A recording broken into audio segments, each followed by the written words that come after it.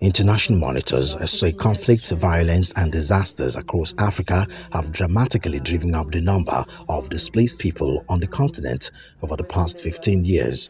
According to a report by the International Displacement Monitoring Center (IDMC), as of the end of 2023, Africa counted 35 million people living displaced within their own countries.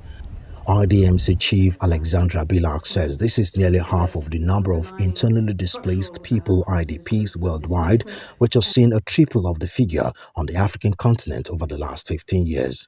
She said while IDPs receive less focus than refugees who flee across borders, they are far more numerous and their lives are equally turned upside down.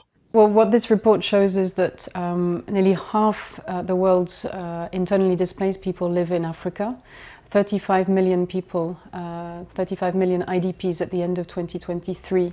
And the majority of this internal displacement is being caused by conflict and violence, but is also now triggered more and more by disasters, sudden, slow onset disasters. The main reason is that the conflict and the violence that is creating this displacement causes cyclical patterns of displacement, and the people who were displaced by conflicts already 10, 15, in some cases 20, 25 years ago have not been able to find a solution to their displacement. They haven't been able to return home in some cases, particularly in places that are affected by protracted waves of conflict. The IDMC said the displacement disrupts livelihoods, the cultural identity and social ties of entire communities, making them more vulnerable.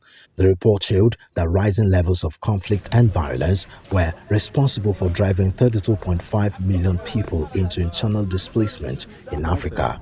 It said 80% of them were displaced within 5 countries: the Democratic Republic of Congo, Ethiopia, Nigeria, Somalia, and Sudan. The report says displacement due to disasters, in particular floods, is also on the rise in Africa as climate change makes itself increasingly felt.